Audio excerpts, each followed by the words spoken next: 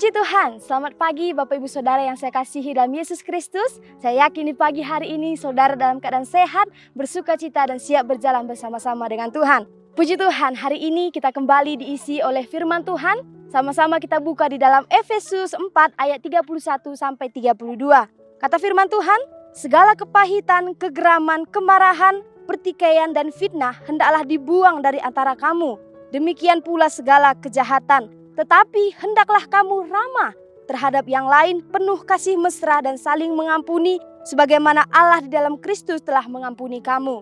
Puji Tuhan, hari ini kita kembali diingatkan oleh firman Tuhan untuk menjaga hati kita supaya tidak busuk. Kalau kita punya makanan yang sudah lama di rumah, pasti akan mulai membusuk dan ketika kita memakannya bisa kita sakit perut, bahkan bisa keracunan makanan. Begitu juga dengan hati kita. Ketika kita menyimpan kepahitan dalam hati kita, virus-virus yang membandel itu akan berkembang biak dengan sangat cepat dan akan membuat kita menjadi patah semangat, hati kita mulai busuk, sukacita kita hilang dan muncullah akar pahit, dendam, kemarahan, iri hati sehingga kita tidak bisa berjalan dengan sukacita di sepanjang kehidupan kita. Nah, saudara, padahal sakit hati itu merupakan hal yang paling merugikan diri kita sendiri.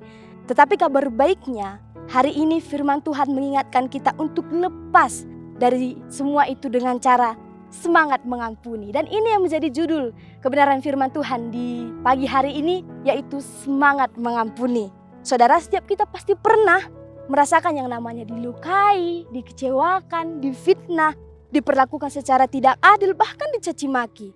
Dan hal apa yang pertama kali muncul dalam pikiran kita? Jarang sekali ketika orang dicaci maki dia memberkati. Ketika orang melakukan kesalahan, menfitnah dia berkata, puji Tuhan, God bless you. Pasti jarang sekali orang langsung memberkati ketika dia dicaci maki. Dan menurut penelitian pun, kebanyakan orang langsung ingin membalaskan dendam, langsung ingin menonjok orang ketika orang itu menyakiti hatinya sendiri.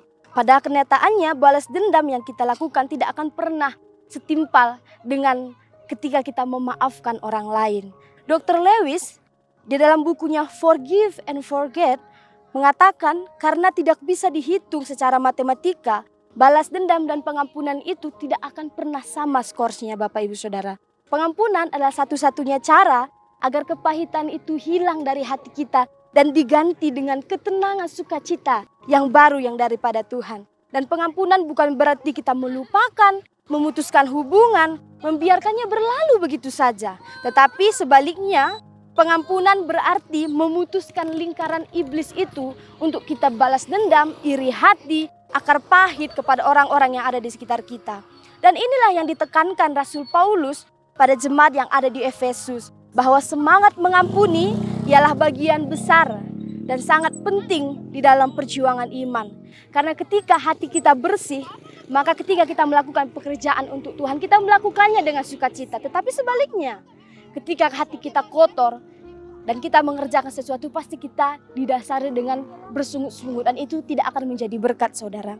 Dan di ayat 31 Paulus menekankan, segala kepahitan, kegeraman, kemarahan, pertikaian dan fitnah hendaklah dibuang dari antara kamu.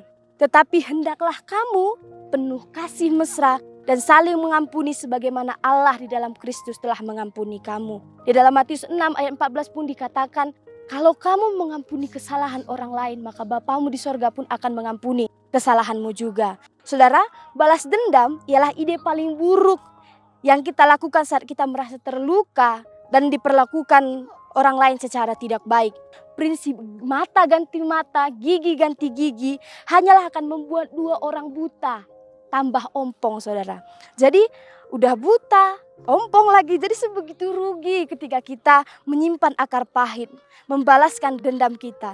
Dan dihitung dari sudut manapun, balas dendam tidak akan ada gunanya, saudara. Dan ketika kita mengampuni, ada begitu banyak manfaat yang kita alami. Yang pertama, ketika kita mengampuni, pengampunan bisa membawa kebebasan. Kita lebih flong, karena tidak ada lagi yang mengganjal, yang menggerogoti hati kita.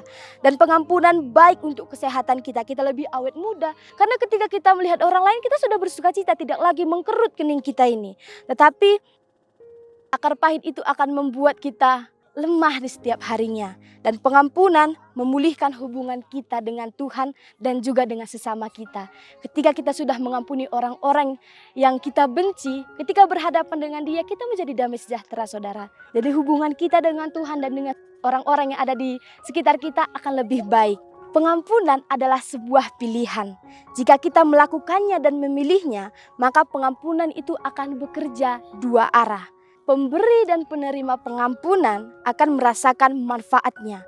Jadi, milikilah semangat untuk mengampuni. Karena itu yang diinginkan oleh Bapa kita. Apakah Anda setuju untuk kita mengampuni?